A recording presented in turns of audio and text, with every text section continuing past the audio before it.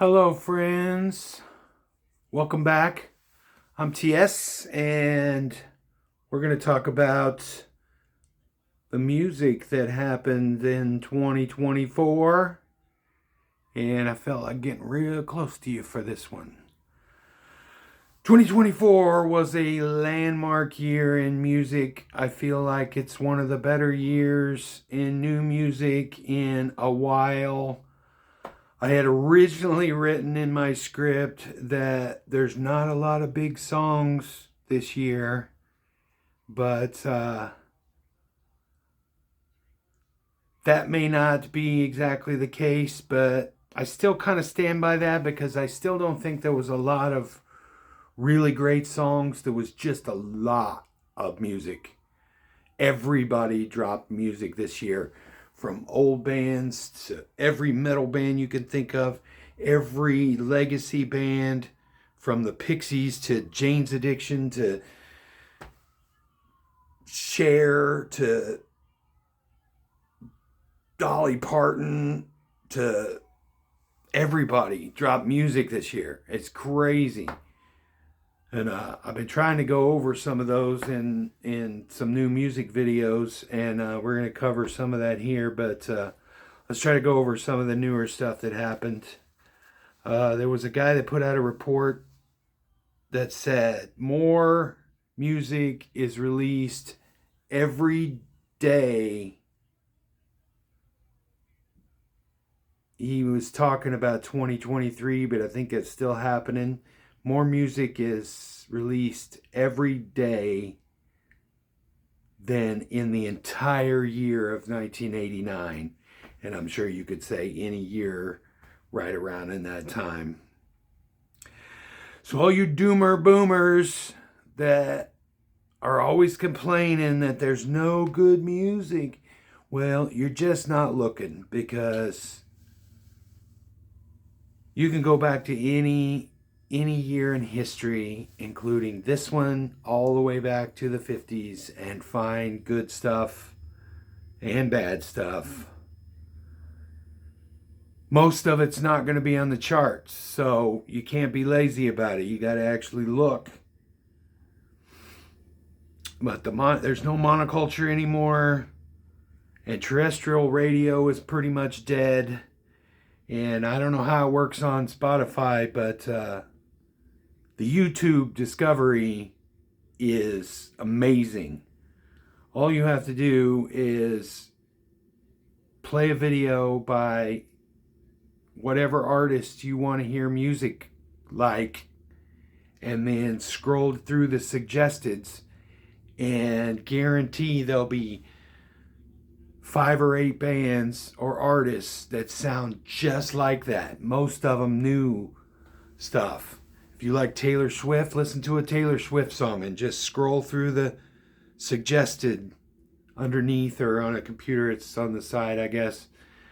And there'll be 5 chick singers doing their journal pop, singing their 5 little introspective songs. If you like metal, listen to a song you like and scroll through, and there'll be 5 or 8 bands, that a lot of them that have come out in the last 2 weeks. I don't know how they do that. It's crazy, but there's just so much stuff out there. There's no reason to not have a plethora of stuff to listen to.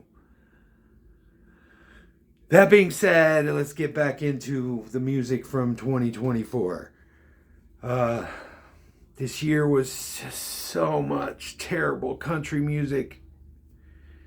Just like the terrible country music from last year. You had rock artists like Machine Gun Kelly crossing over into doing some country. Jelly Roll guested on about every other song that came out.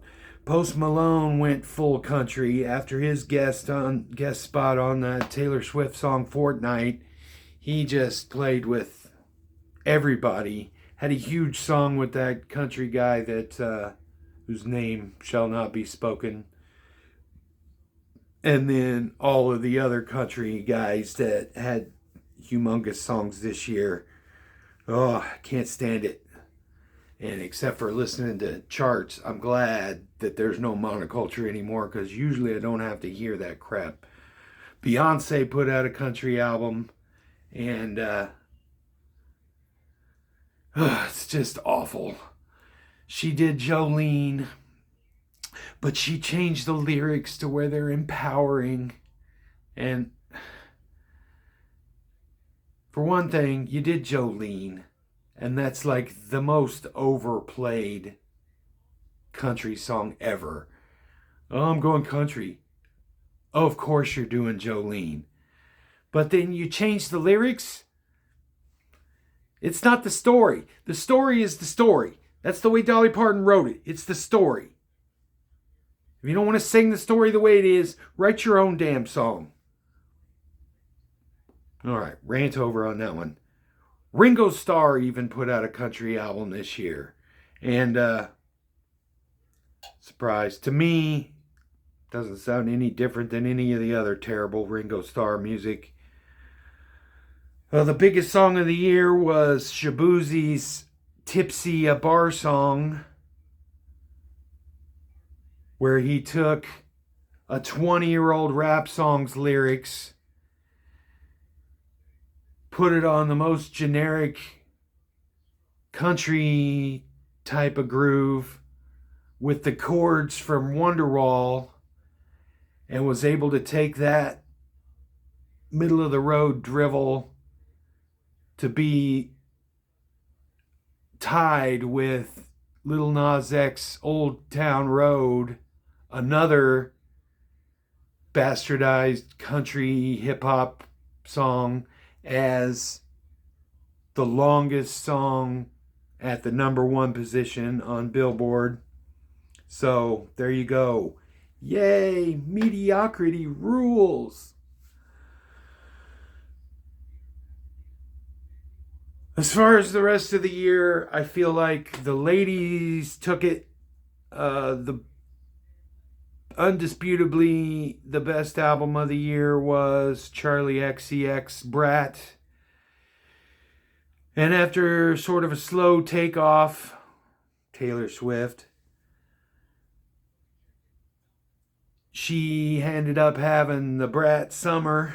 And then when it started to wane, she released a completely, entirely different version of the same songs, but with all guest stars on them.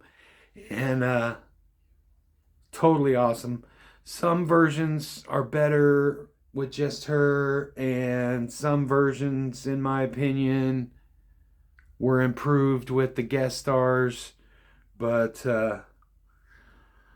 you decide. You can have it either way. I've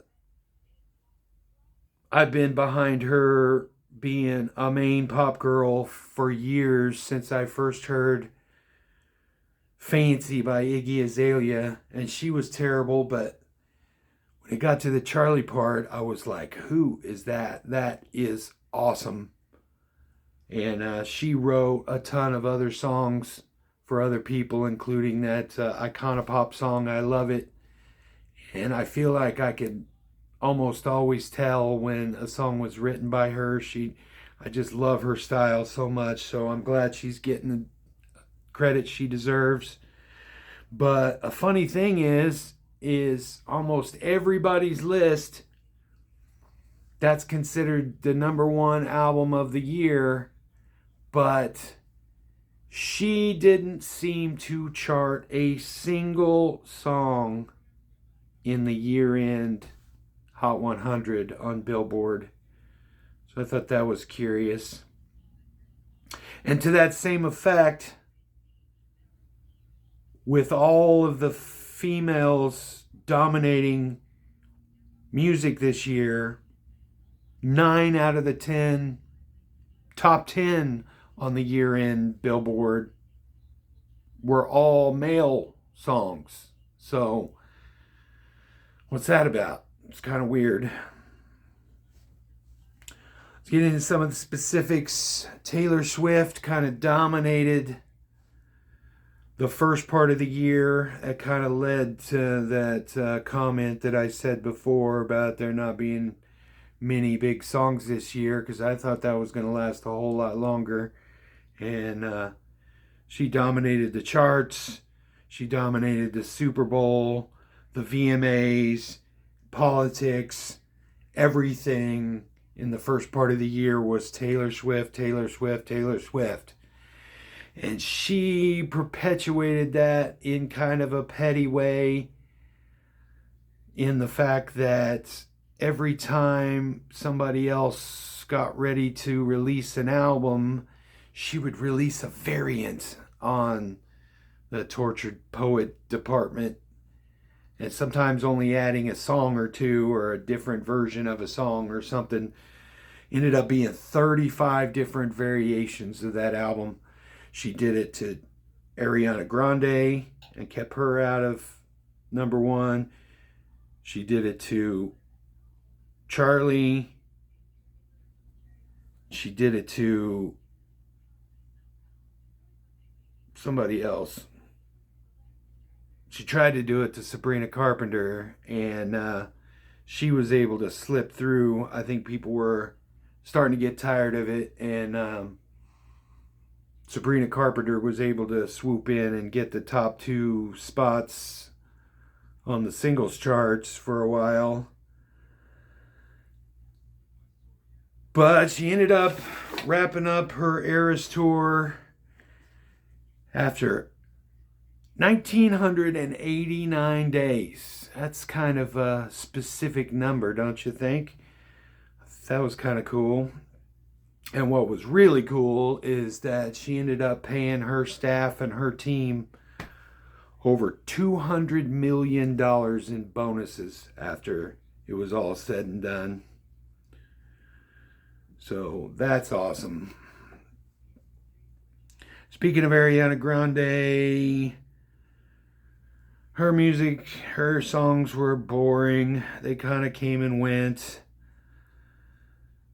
I was hoping that she would kind of come and go, but she ended up getting that spot in that movie, and then that movie ended up being one of the top grossing movies of the year. So she's going to be insufferable for however long, until she dies of anorexia. That's an awful thing to say. I shouldn't talk like that. But I don't think she's a very good person, so I don't feel bad about it. Chaperone came out of nowhere and kind of just rose to the top.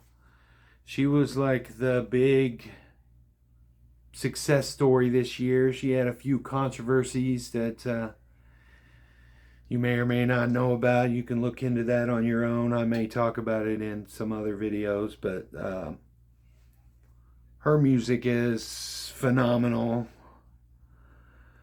Other good females this year: Madison Beer, Addison Rae, Tate McRae, Gracie Abrams.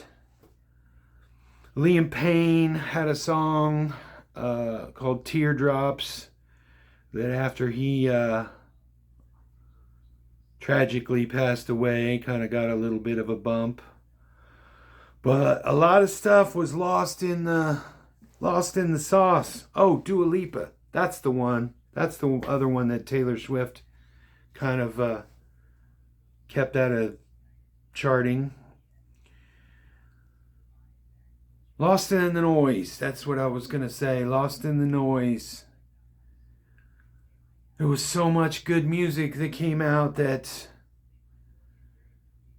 just didn't get a chance. Nelly Furtado, you remember her from that I like to fly, I think was her song. And she, then she went kind of dancey with a song called Promiscuous with Timberland. Well, she tried some new stuff this year. Paris Hilton tried to make a comeback with an album produced by Sia, of all people. And her song, some of them were okay, and the ones that have Sia singing on them are better. But the main single is kind of an electronic pop song called Bad Bitch Academy. And it's one of the most comical things you'll see. If you go and look that up, it's really unintentionally funny. Childish Gambino had a new album, and supposedly it's going to be his last album, so it's kind of unfortunate that nobody cared. Tyler Creator had an awesome album that, unless you were one of the cool kids, a lot of people missed that one, and it was supposed to be really good. I haven't had a chance to get to it yet. But Justin Timberlake kind of flopped on his new stuff. I don't think people cared anymore. Halsey had a great album that nobody really paid attention to. FK Twigs came back with new stuff. Kesha finally was able to get out from underneath all of the turmoil and drama that she was dealing with for the last couple of years and put out new stuff. And fortunately, it just kind of was stuck in her old ways. It just wasn't very good. And speaking of Kesha, and speaking of not being very good, the new Katy Perry was just kind of lackluster. She just kind of tried to do the same thing that she was doing 10 years ago, and I think people have kind of moved on from it. Her whole idea, woman's world, and her whole idea of women's empowerment just seemed like such a dated concept, and it seemed kind of politically incorrect and in bad taste, since she worked with Dr. Luke on this album, who was the reason that we haven't been able to have any Kesha music, and the reason for all the trauma and drama that Kesha went through in the last 10 years. And it's just seems kind of like an awful thing that she would work with him again, especially on a song called Woman's World. Just in bad taste. But MTV gave her the Vanguard Award, and just seemed like a industry way to retcon the failure of her stuff. They just kind of pumped her up a whole bunch on the VMAs, and she performed all of her big songs, and just seemed like a lot of propaganda to try to get past that failure, and I don't know how well it worked. Linkin Park seemed to be the only band, let alone hard rock band, to have any success this year. They replaced Chester with a chick named Emily Armstrong, and I've talked about that in other videos. But they plowed ahead and kind of just got out there doing it, and so they're doing it.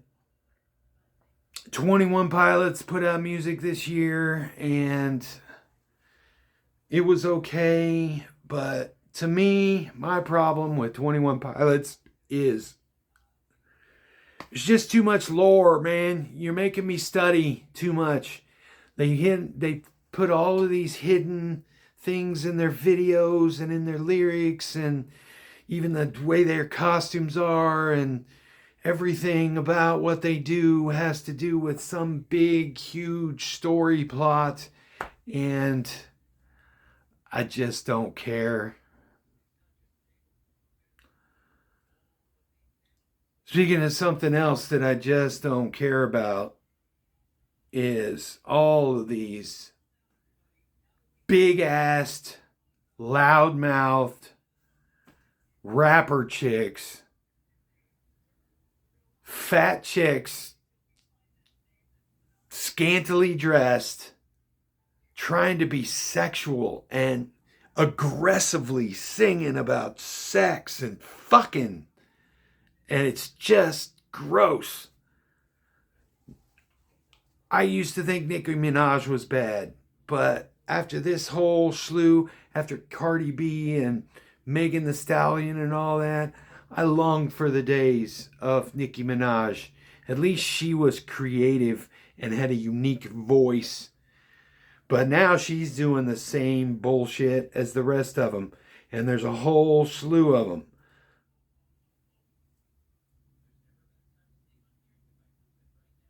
You got the Megan Thee Stallion, Sexy Red, Glorilla, Lotto. I do like a few Lotto songs.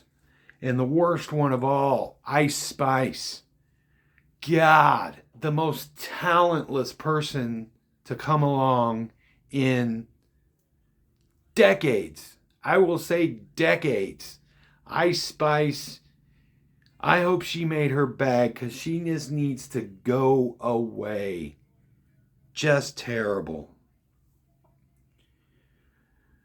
Meghan Trainor, just awful, awful. Go away. Just awful.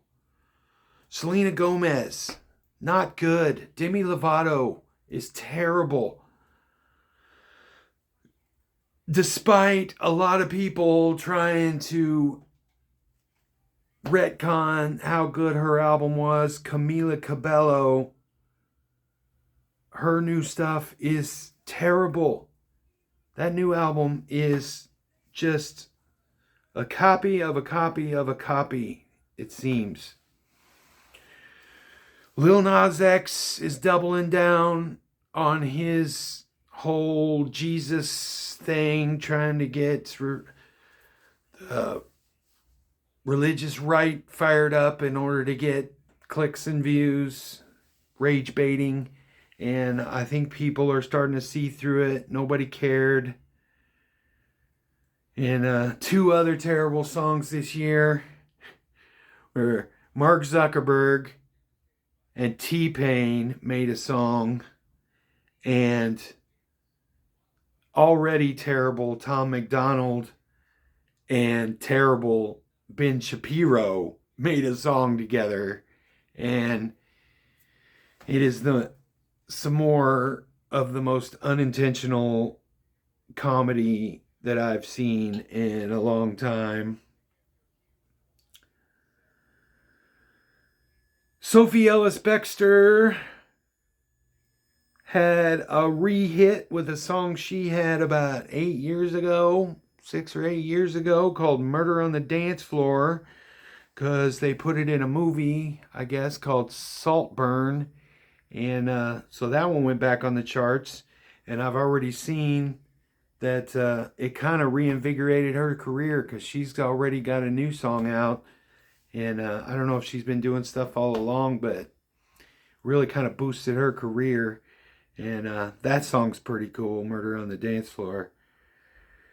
Clario, I think is how you say it, Clario. She is an artist to watch because she is what everybody hoped and wished Taylor Swift was. Clario is the real deal. So if you think you like Taylor Swift, go listen to Clario because it's infinitely better in every way. Ella Henderson is another one. She had a couple of songs a few years ago, Glow, and what was that other song she had? I keep going to the river to pray. I keep falling. Oh, fuck, how's that go? I can't remember what it's called, but she had a real soulful voice, and she's back, and I haven't heard anything that was phenomenal about it, really. A lot of 80s interpolation and generic EDM stuff. His Faceless DJ Songs. Another artist that is really good is a guy named Fred again that got on my radar because I saw the list of bands playing at Bonnaroo last year, and he was a headliner on one of the days. And I'm like, how is there a headliner at Bonnaroo that I've never heard of? And I looked into it, and apparently, since he was a little kid trying to learn how to be a musician and be a producer, he was the neighbor of Brian Eno, which he started going over next door and picking his brain. And Brian Eno, one of the greatest producers of all time, kind of took him under his wing. And man, Fred again is amazing. I looked up a couple of performances that he does. He doesn't really do songs, but he'll do like an hour-long audio-visual DJ set kind of thing, sometimes playing instruments and sometimes mixing music and doing videos with it all, and just phenomenal. Fred again is, I don't know how big he's ever going to get. He needs a big hit song if he's going to get like big in the mainstream, but that is an artist to watch for sure. Ultimately, with the rise of TikTok, that's how people are discovering music now. And with the shortened attention spans, songs are getting shorter. There's no bridges or key changes or even any really development in any music anymore. It just shortens the life cycle of a song, because the shorter the song, the quicker it's used up in the algorithm, quicker it's used up in your brain. You get tired of it quicker, and it just is going to funnel more and more stuff, because then you can get through stuff a lot quicker, which in some ways that's good, but in other ways it just makes music disposable. And that's one of the reasons why music isn't good anymore, because it's just, I mean, Rick Beato was kind of right about that. Music is just too easy to make, and it's too easy to consume, and it's free, so you don't have to pay anything for it. You have nothing invested. So, yeah, cool, good, scroll. Yeah, that sucks, scroll. Good or bad, that's all you're doing, is just scrolling past stuff. And it's just going to be to the detriment to music. I don't know. I feel kind of bad. And then now, as we're going to AI stuff, we're going to get even more where you don't even have to have artists. You don't even have to scroll past stuff. You just put in a prompt and go, give me some heavy metal workout music. And eventually your AI is going to learn what you like, and it'll just pump out a bunch of new songs.